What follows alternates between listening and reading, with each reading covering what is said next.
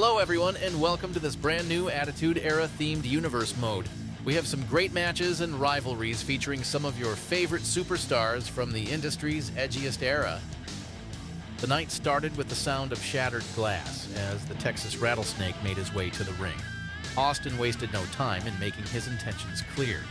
He wanted the WWE title. He said he was sick to death of seeing Triple H hide behind his wife to keep that shiny title around his waist. He said to Hunter that if he had anything between his legs, he would make his way to the ring now and take his can of whoop ass like a man. The game's music hit as the champion appeared on the rampway with his championship belt in hand. He stared smugly at Austin and said, "You know, Austin, you've always been good at running your mouth. That's all you are. Talk. You want a shot at my championship? Get in line. Because I'm the best in the business and I don't hand out opportunities to washed-up thugs like you." Austin responded, "Best in the business? You're not even the best in your own damn marriage." At that moment, Stephanie McMahon appeared on the Titantron backstage. "That's enough, Austin," she said. "You don't come out here and insult me and my husband. You don't just demand a title shot. That's not how this works. But you want to prove yourself? You've got it. Tonight, you go one-on-one with the Big Red Machine, Kane." Austin said, "I don't give a rat's ass who you put in front of me. Stone Cold will stomp a mud hole in that big red SOB and anybody else until I get my hands on that title. And that's the bottom line, because Stone Cold said so." We then went into our first match of the evening when the dead man, The Undertaker, went one-on-one with the nightstick-wielding Big Boss Man.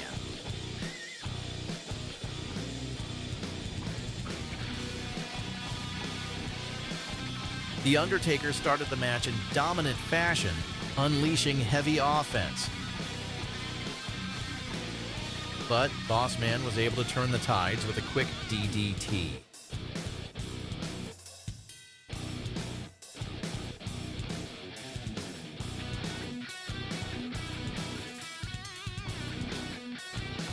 The turning point in the match came when Undertaker hit a devastating chokeslam from the top rope.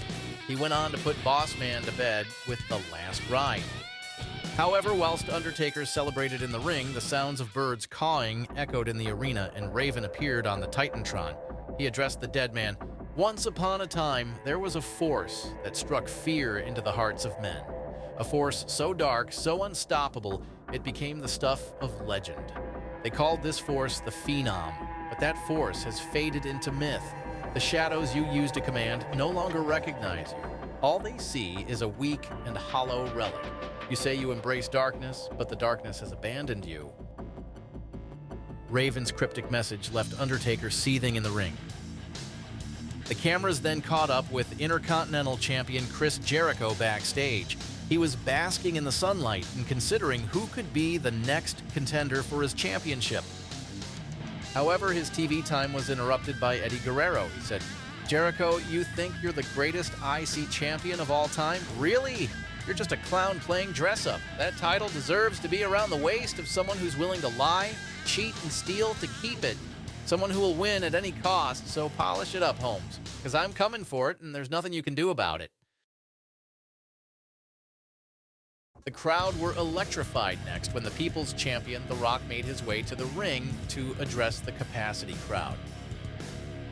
He said, "Tonight is about The Rock, making one thing crystal clear. The Rock is the #1 contender, and The Rock is the man who is going to take the WWE Championship from Triple H's candy ass. But hold on, The Rock knows. Stone Cold Steve Austin thinks he should be next in line. Stone Cold thinks he's the biggest name in WWE. That he's the toughest, meanest, beer-drinking, middle-finger-flipping SOB. Well, let The Rock tell you this, Austin. There is only one great one, and you're looking at him." At that moment, Kurt Angle's music hit, and he joined The Rock in the ring. He said, "Wow, Rock, that was something. But let's get one thing straight. Neither you or Stone Cold are #1 contender. The fact is, I am the only one who deserves it. Why? Because I'm an Olympic gold medalist. I've done things the right way. No catchphrases, no beer baths. Oh, it's true. It's damn true." Just then, Stephanie once again appeared backstage. She said, gentlemen, quit squabbling. You will both have a chance to prove your worth as a contender for my husband's title over the next few weeks. Rock, you will be in action tonight. Let's see if you can back up that big mouth of yours. It was back to action next with a tag team contest pitting the Hardy Boys against the Dudley Boys. The winners of this contest would go on to the next pay-per-view to take on current tag champions Edge and Christian. As usual between these two sides, it was a high-octane and hard-hitting contest with nothing to separate the competitors.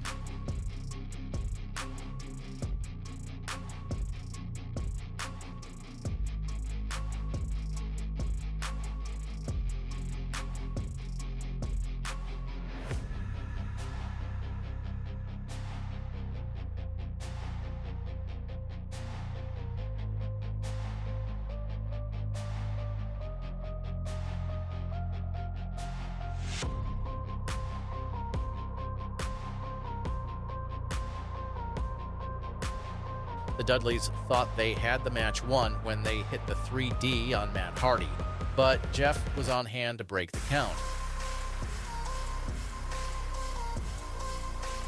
Equally, it looked like the Hardys would be #1 contenders with Jeff's Swanton Bomb, but once again the pin was broken.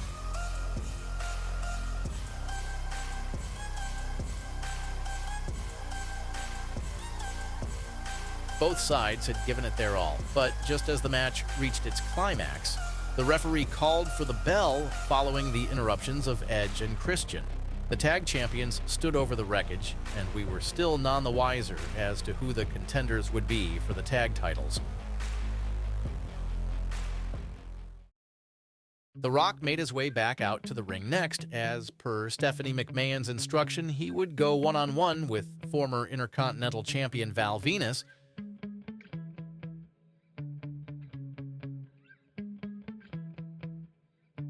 This was The Rock's chance to prove his worth as a potential #1 contender to Triple H's championship.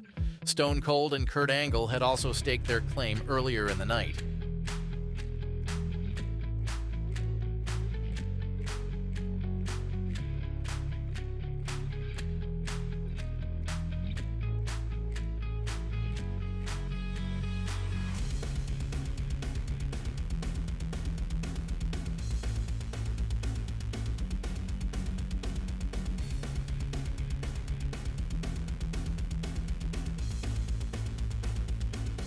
Both men put on a solid back-and-forth match, but it was The Rock who came out on top when he hit Venis with the Rock Bottom to secure the pinfall.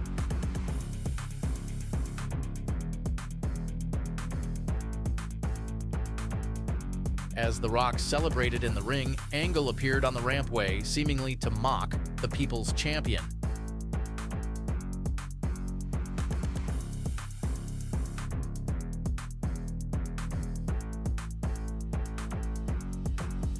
The Rock made his way up the ramp towards Angle, who seemingly wanted no part of The Rock on this night as he retreated backstage.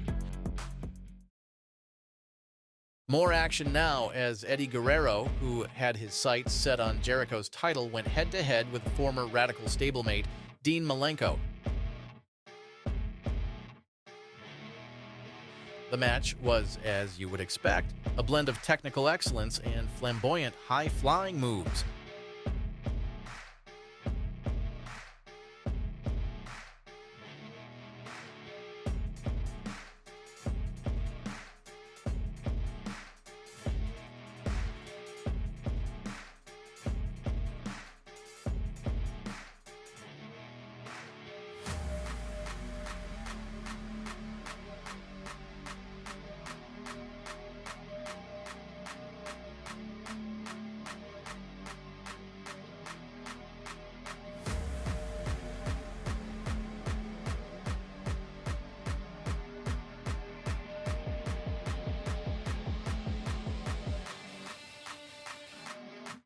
Malenko thought he had the match won when complaining to the official that he felt the pin count was a little slow.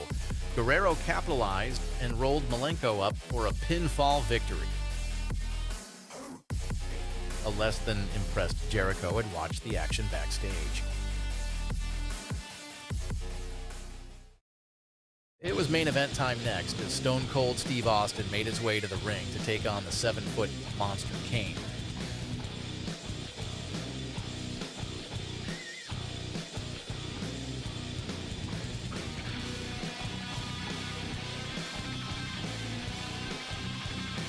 As you would expect, this was not a pretty affair and more of a fight than a wrestling match.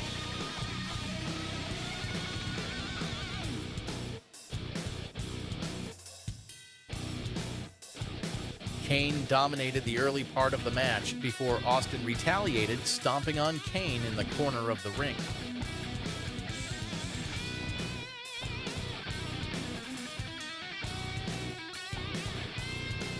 The fight spilled to the outside of the ring, with both men looking to use the environment as an advantage.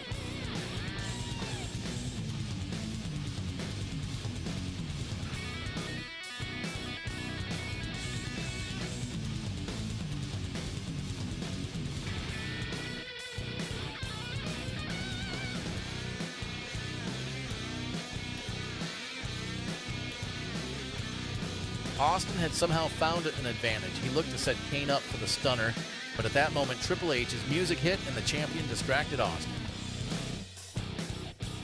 Kane took advantage and delivered a thunderous choke slam.